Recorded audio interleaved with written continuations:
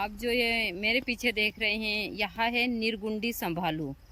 आज मैं पूरे वीडियो में इसी के बारे में जानकारी दूंगी, इसके बांदे के बारे में जानकारी दूंगी। आप होली के ऊपर इसके बांदे को प्राप्त कर कर अपने जीवन को सुखी बना सकते हैं बहुत सारी चीज़ों से। तो बने रहिए पूरे वीडियो में और विस्तार से देखिए पूरे वीडियो को। यह बांदा है निर्गुंडी संभालू का। इसको आपको होली के ऊपर लेना है और होली के ऊपर इसका महत्वपूर्ण योग बन रहा है। यदि आपको कहीं भी निर्गुंडी के पौधे के ऊपर बांदा दिखे तो आप अभी आपके पास में 10-12 दिन है, आप देख लीजिए, क्योंकि रविवार में होली आ रही है और इस होली का बहुत महत्व है। रविवार में जब होली आती है तो तंत्र में बहुत महत्व होता है।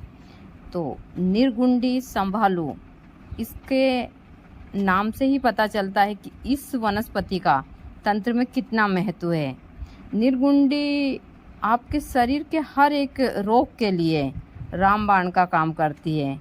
इसके बहुत सारे तरीके हैं और आयुर्वेद में इसके बहुत सारे उपाय हैं, लेकिन मैं आप लोगों को सिर्फ तंत्र के ही उपाय दूंगी, जिससे आपका घर परिवार और आपकी दुनिया सब सुखी हो सके इन छोटे छोटे प्रयोगों से, तंत्र के से। तो बने रहिए पूरे ब्लॉग में और देखिए। जय माता दी सभी को, हर हर महादेव। आज जिस चीज़ की मैं जानकारी देने जा रही हूँ वह है निर्गुंडी के बांदे की। क्योंकि अभी जैसा मैंने बताया कि रविवार में होली आ रही है, तो आप होली के ऊपर बहुत सारे बांदे ले सकते हैं, चाहे बरगद का बांदा हो, गुलर, अन्य जितने भी मैंने बांदे बताए सब वीडियो में, सारी विधि देखकर आप ले सकते हैं। निर्गुंडी का बांदा काफ़ी महत्व रखता है तंत्र के क्षेत्र में। निर्गुंडी यानी संभालू। संभालू के बारे में आयुर्वेद में बताया जाता है कि आपने सही तरीके से लिया तो वह कायाकल्प कर सकता है। इसमें से एक पौधा नुमा एक गोपा निकलता है, उसके नीचे एक गांठ होती है, उसी को बोलते हैं संभालू। एक फल जैसा बन जाता है वह, और खाने में वह थोड़ा सा कटमटा, लेकिन उसको दूध और मिश्री के साथ लिया जाता है। वह तो एक आयुर्वेद का विषय मैं नहीं बताऊंगी, इसीलिए उसको संभालू बोला जाता है। उसका संभालू के प्रयोग से तो आपके नाखून, दांत, बाल सब गिर जाते हैं और वापस आते हैं। उसका प्रयोग करते हैं बकरी के दूध के साथ में कंटिन्यू 3 महीना। और बहुत सारी चीज़ें, एक रूम में रहना पड़ता है, बाहर नहीं निकलना पड़ता है रात्रि के समय। लेकिन मैं आप लोगों को बांदे का प्रयोग दूंगी। आप शनिवार के दिन पीले चावल से जहाँ निर्गुंडी का बांदा हो वहाँ जाइए, निमंत्रण दीजिए और फिर प्रातः जल्दी जाकर आप ओम नमः शिवाय का जाप करते हुए वहाँ जाइए। वहाँ जाकर धूप दीप कर वहाँ बांदा अपने साथ में एक साफ़ सुथरा कपड़ा भी ले जाइए। वहाँ बांदा उस कपड़े में रख कर और ओम नमः शिवाय का जाप करते हुए ही घर आ जाइए। लेकिन यह बांदा लेने का तरीका जो मैं बताती हूँ कि जब आप इसको लेने जाएं फिर भी ओम नमः शिवाय का जाप करते हुए जाइए। जब वहाँ निमंत्रण देने जाएं तब भी यही जाप, और लेने जाएं और निमंत्रण देने जाएं जब भी आपको कोई टोका टाकी नहीं करना चाहिए। और प्रातः सूर्य उदय से पहले इन चीज़ों को लेनी चाहिए ताकि कोई हमें टोके ना। तो आप सूर्य उदय से पहले उस बांदे को घर लाकर पूर्व दिशा में एक पटला लगाइए, एक साफ सुथरा सुनहरी कलर का कपड़े के ऊपर उस बांदे को रखकर धूप दीप कर नैवेद्य लगाकर आप जितना हो सके एक शुद्ध देसी गाय के घी का दीपक लगाकर ओम नमः शिवाय का जाप कर लीजिए। फिर संध्या के समय जब होली जलती है तो आप होली के पास में उस कपड़े में पोटली बांधकर ले जाइए, और कम से कम ज़्यादा नहीं तो आपको 108 चक्कर होली के लगाने हैं ओम नमः शिवाय का जाप करते हुए उस बांदे को हाथ में रखकर। और यह सारी क्रिया आपको रात्रिकालीन ही करनी है। आप 11 बजे से तो 1 बजे 1:30-2 बजे के बीच में यह क्रिया कर सकते हैं। तो यह क्रिया काफ़ी महत्वपूर्ण है। वह बांदा सिद्ध हो जाता है।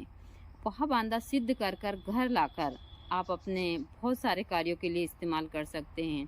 जैसे आपको धन की प्रॉब्लम है तो आप अपने धन के स्थान पर रख सकते हैं उसको। आपको किसी को भूत बाधा है तो उसको ताबीज़ में गंगा जल से सामने वाले व्यक्ति को स्नान करवा कर उसको धारण करवा सकते हैं।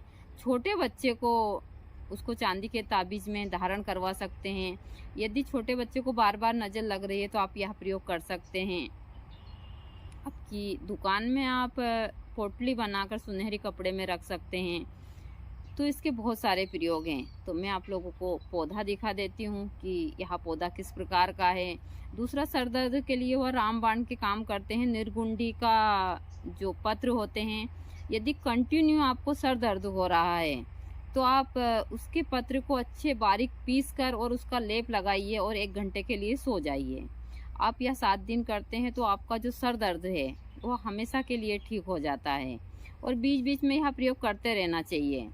थोड़ा ज़्यादा सर दर्द हो रहा है तो आप दोनों नाकों में 3-3 4-4 बूंद उसका जूस टपका लीजिए।